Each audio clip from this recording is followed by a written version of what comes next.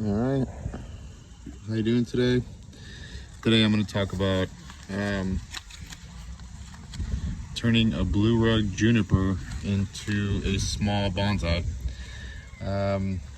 You'll need a couple things. Obviously, a few tools, pruning devices, wire, a bonsai pot. You definitely want to pick one that's a good size for your tree. You don't want to have something too big and get different results. So I'm gonna get started. This is the before and after shot.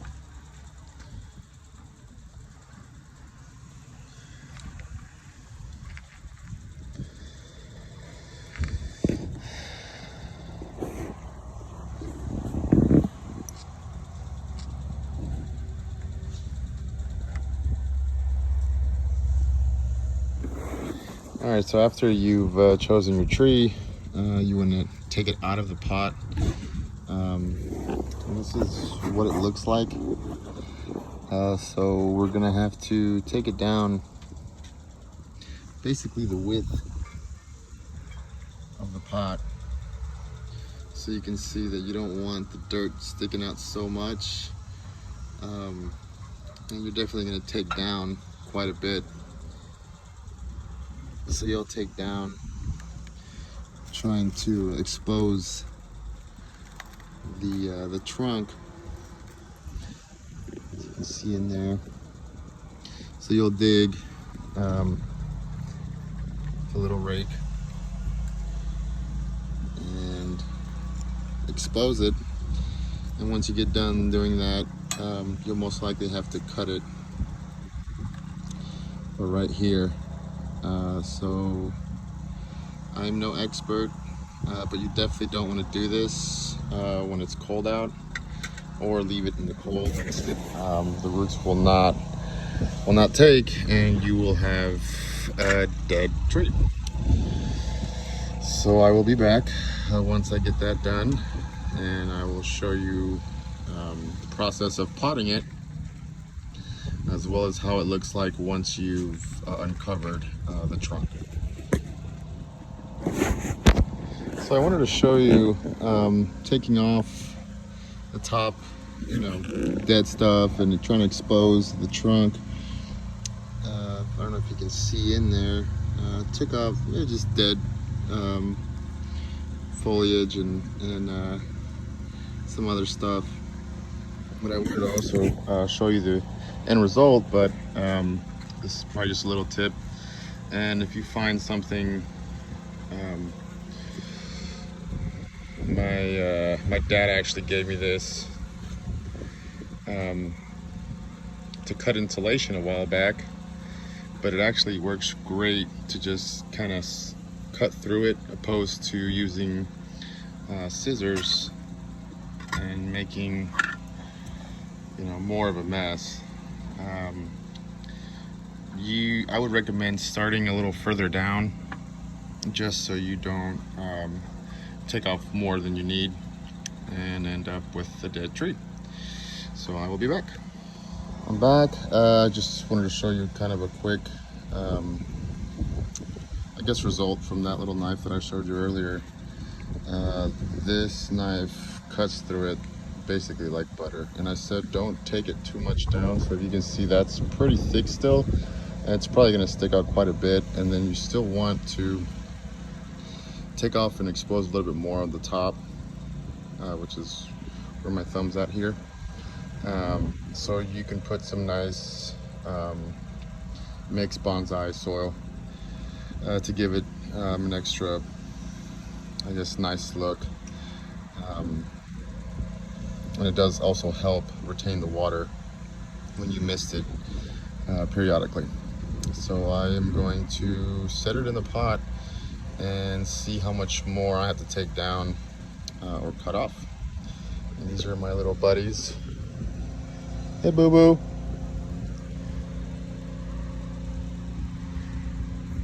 All right, So I got it cut down and cleaned up as much as I could without ruining it. You definitely want to take off some foliage before you scrape down any more, just to be able to see what you're doing. And I'll let you take a look at how thick it is, so that will sit perfectly in that pot that I chose.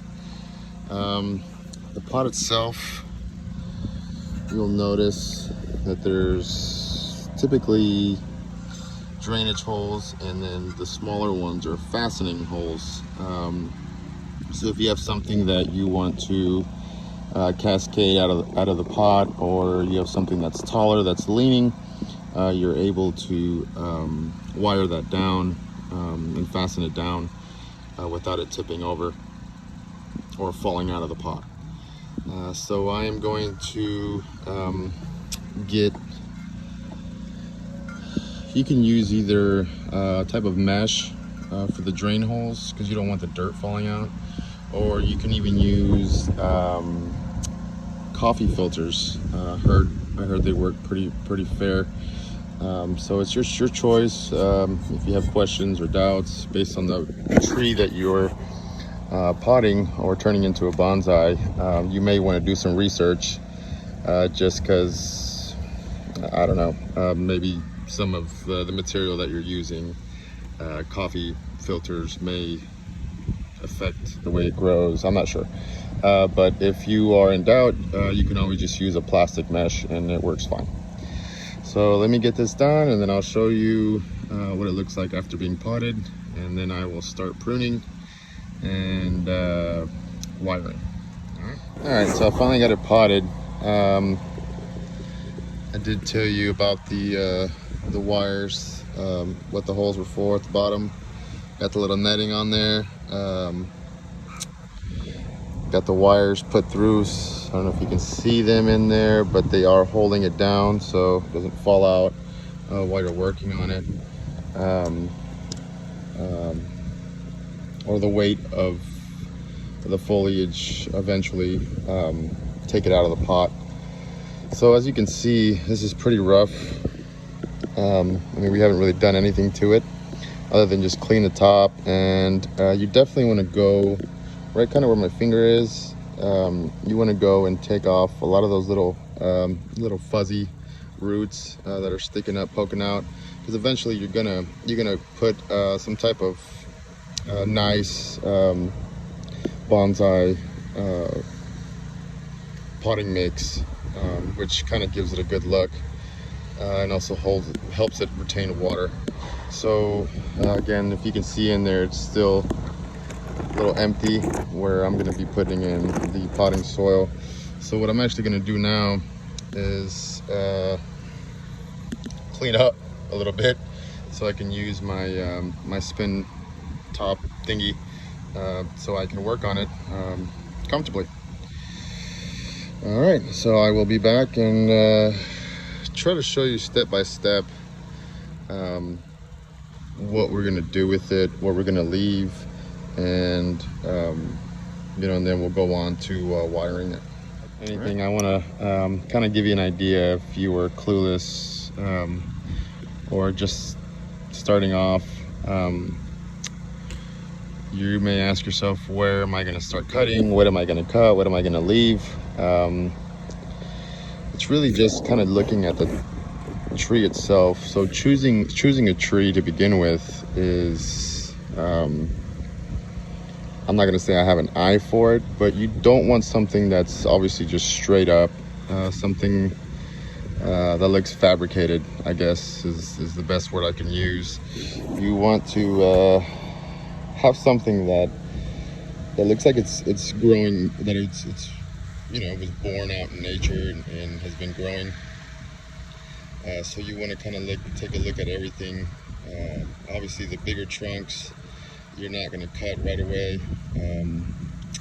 You want to start off with what I do personally. I don't know if you can see, but let's just say, for example, just things that are absolutely not going to look good in the end. So for instance, this thing right here, this branch kind of topples over a bigger branch which is this one, which is going to be one of your main branches. So this right here, it has to go. Another thing to start off with is dead. Things that you're seeing signs of it dying. It's small, it's in the way, like I said, of other things that are going to make your tree stand out. Things that are overlapping, just kind of cluttered.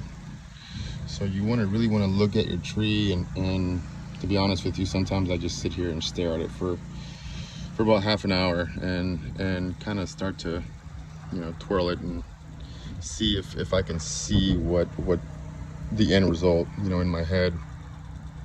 But first off, like I said, things that are just in the way, too big, too long, straight, you know, that just kind of dangles, not in a good way. And then all the dead stuff, of course. So start with that, and then you can start working your way from there. So I will be back. All right, so I'm not quite done yet, but I just wanted to kind of give you a little bit more of an idea of what you're kind of looking at or doing.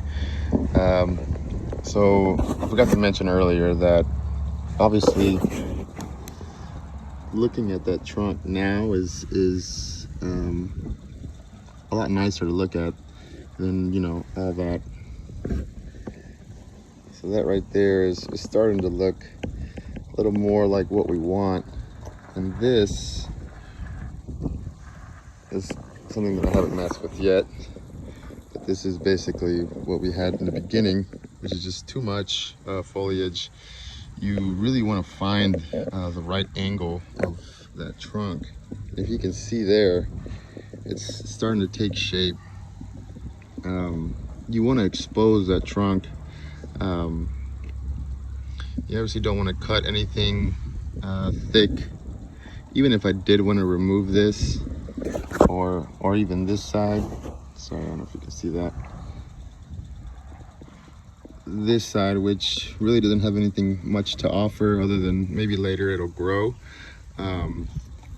But I don't want to remove it quite yet, just because it does have foliage on it, and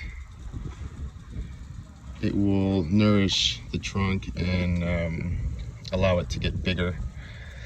So maybe later on, maybe in a year or two, we'll take another look at it. But I'm going to finish up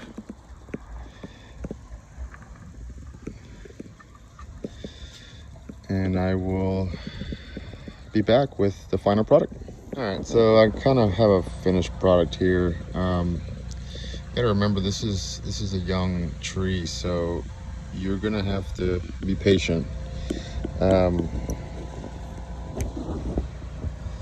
couple things that I see that I like about it, but at the same time, I don't want to cut too many of the branches. For instance, this branch right here takes a lot away from this kind of cascading look that it has to it, or vice versa. You know, I can remove this one and leave this one and kind of just give it more of like a, I don't know what the name for it is, but I guess it's, you know, kind of long, going one direction and the other, opposed to spread out. So you have choices of removing either of these two in the future, obviously. Not now. You definitely want to give it enough room to grow and not die on you. The other option was here. So I really like, I don't know if you can see it, I really like this branch just because it's already thicker. And you have this one that it's so close to it, it's actually touching. So I have the option to move it around, bend it with wire. There's just so many things that you can do to it, but you definitely want to make sure that you let it grow first, because again, let's just say a year, 2, 3 years from now, it's grown, it's gotten more mature, the trunk's gotten bigger, you have the option to repot it, also retrim it, and reshape it. I'm not 100% sure, you know, when's the latest that you can wire it, but I imagine, I mean, I've seen a lot of videos and a lot of presentations where they have trees that are a lot bigger than this, and they still wire them. So what I think I'm going to do is I'm just going to put the rest of the soil in here and just let it go for now. I'm going to see if I can do this once a month, and hopefully by the end of the year I'll have a nice little collection. I did have a lot more.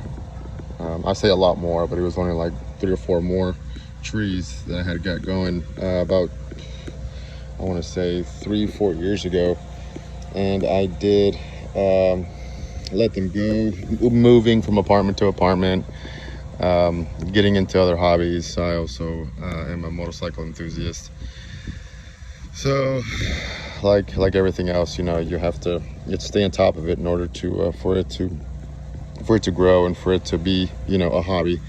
So this is where I'm gonna leave it for now. It's nothing special.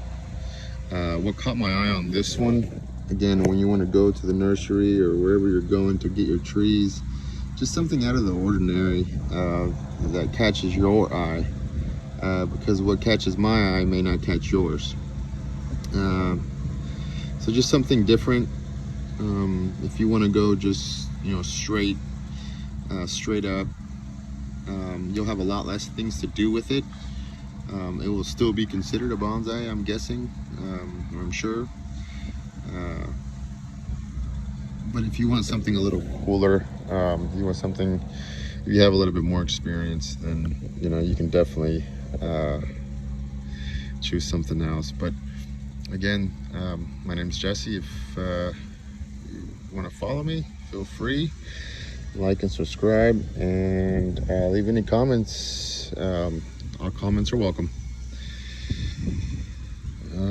Bye for now, and I'll see you soon.